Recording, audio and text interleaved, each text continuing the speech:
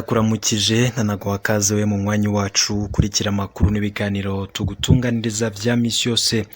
Ni ivy'agaciro gakomeye cane kuba ubana natwe mu makuru ya misi yose tuba twabashikirije ndetse tukabatunganiriza. Twarabashikirije inkuru irabana n'ingene hari umugambi wo kugandagura abatavuga rumwe n'ubutegetsi canke se leta ya CNDD-FDD, ndetse ivyo vyose bikazakogwa n'ugwaruka rw'imbonerakure cane ariko hafatiwe ku bitero vyagiye bikunda kuvugwa mu gihugu c'u Burundi ijya nino, aho muharire detabara wateye zimwe mu ntara z'igihugu.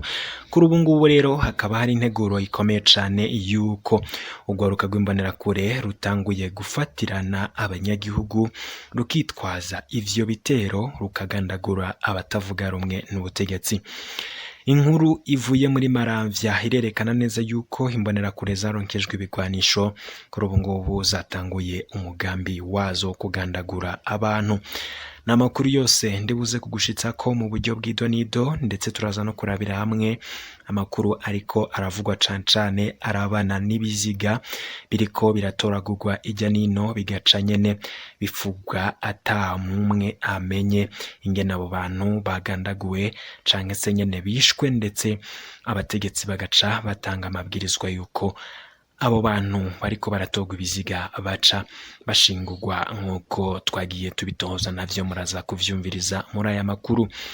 Ni mu gihe abategetsi bari mu gacerere ka leta mvyeyi yitwa leta nkozi, ariko mu biboneka yuko atakiriko kirakogwa kugira abanyagihugu abarundikazi bariko baricwa ijya nino, atakiriko kirakogwa kugira ubwo bwicanyi buhagarare.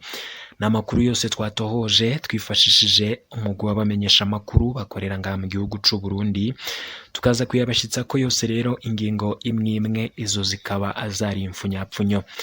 Kuri wewe utarafyonda subscribe, ico usabwa ni ukumanuka munsi y'iyi video ukaraba ahanditse subscribe nimukoresha ururimi rw'icongereza ugafyondako, nimba ukoresha ururimi rw'igifaransa uraraba ahanditse s'abonner maze ufyondeko. Aya makuru yacu araja gushikira mu bambere cane yuko atawundi muntu n'umwe araza gutanga kuyaronka. Kuri ubu nkaba nakumenyesha yuko rero yose ngiye kuyakubwira ingingo imwe. Nkaba mbaye kaze mwese mutwumviriza kandi tugiye kubana muri aya makuru muri ngaha mu gihugu c'u Burundi. Ndakaze kandi namwe muri ko muratwumviriza muri mu bihugu vy'ababanyi n'abari ku migabane y'amakungu. N'amakuru yose turibuze kurabira hamwe ndetse tukumviriza ico abihwezi vya politike basigura kubiriko biraba mu gihugu c'u Burundi, ndetse n'ingene leta ya CNDD yoba iri mu yabira guhagarika ubwo bwicanyi ndetse n'ibindi bikorwa vyose biriko biraba. Reka rero mbaye kaze muri aya makuru dutangure twumviriza vyose, ndetse amakuru yose uraza kwiyumviriza ingingo imwe nkuko twifashishije amakuru ariko aravugwa ijya nino mu bimenyesha amakuru bitandukanye, ariko hamwe abamenyesha amakuru bacu bayatohoje. Reka rero mbaye kaze muri aya makuru yose, ndetse turabe no mugambi w'imbonerakure. Inyuma y'inama yabaye kwa 30 Nyakanga uyu mwaka muri komine Burambi irimwe imbonerakure hamwe n'abajeje intwaro, aho havugiwemwo ko imbonerakure zigiye guhabwa ibigwanisho kugira ngo zizohangane n'abagwanyi basubiriye gutera. Inkoho zigera kuri 12 zavuye zitangwa mu banyagihugu b'i Burambi neza na neza ugacimbiri ka Kiganza, ni muri zone ya Maramvya. Izo nkoho ngo zoba zizokoreshwa mu kugandagura abanyagihugu batari mu mugambwe CNDD-FDD, gutyo biheze vyegekwe ku bagwanyi b'umuharire detabara wagavye ibitero muri ako gace haraciye iminsi. Abanyagihugu bamwe bamenyesha ariko kwizo nkoho mu gutangwa hakoreshejwe umukenyuro. Ivyo babivuga bemeza ko bibiwe akabanga n'imbonerakure zitariko zirashimishwa n'ibiriko birategurwa. Umukenyuro wakoreshejwe nuwo kuzimbonerakure zitazwi n'abanyagihugu nk'uko rino soko ryacu rivyigana. Byo bikoresha ngo bubaganyideye mu mazi ahanyene mu Kiganza,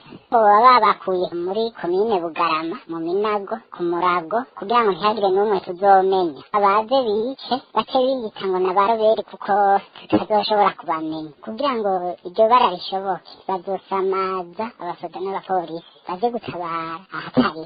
Ibimenyetso bishobora kugaragaza ukuri kwayo makuru abanyagihugu bahawe na bamwe mu mbonerakure. Abanyagihugu bavuga ko batanguye kubibona mu gitondo kuwa gatatu. Abanyagihugu barabonye abantu batazwi muri ako karere, bagenda barabaza ngo aha ni hehe, ariko kubera abanyagihugu batari bafite uburenganzira bwo kubafata barabitangatanze ariko byahereye aho nyene kubera bari babaze. Ikindi nacyo kizerekana abatutsi barabankiye kugira amarondo ngo nibatahe muhira barabararira kugira ngo ntibumve ibyo bategurira kw'irondo. Tubibutse yuko amanama ategura itangwa ry'ibigwanisho ku mbonerakure yavuzwe mu ntara zitandukanye z'u Burundi. Twarumvise ko hari ibiziga n'imibiri bitatu vyatowe hafi y'ikiyaga Tanganyika bigatogwa n'abasirikare baje bacungera amazi muri marine, ugasanga iyo batowe naho nyene baca bihutira guhamba abo bantu. Akarorero ni ikiziga c'umwigeme coba cyatowe ku munsi wa mbere wo hirya kwigenekezo rya 28 Nyakanga, gitogwa mu Tanganyika mu hepfo gato ya Brarodi. Abasirikare barakibona bacereka abajejwe intwaro. Aba nabo ko twumvise nuko umukuru wa quartier seti yo mu Buyenzi yaciye atanga itegeko ryo guhamba n'ingoga uwo mwigeme mu kiringo c'amasaha 3 gusa yatowe yaza yamaze guhambwa, atakintu na kimwe gikozwe kugira ngo uyu mwigeme ashobore kumenyekana, umuryango we umenyekane, kumbure hanarondegwe abashobora kuba baramugandaguye. Akandi karorero n'ibiziga bibiri twumvise vyatowe hirya y'ejo ku munsi wa kane. Ivyo biziga navyo nyene vyatowe hafi y'ahari ububiko bw'ishirahamwe Interpetrol, hafi mbere ngo y'ikirabo bita Ange Beach. Abatogwa baboshwe batekeye mu misegetera, baca naho nyene hakozwe vya bindi nyene kwigiza y'abanyagihugu kugira ngo abo bantu ntibamenyekane.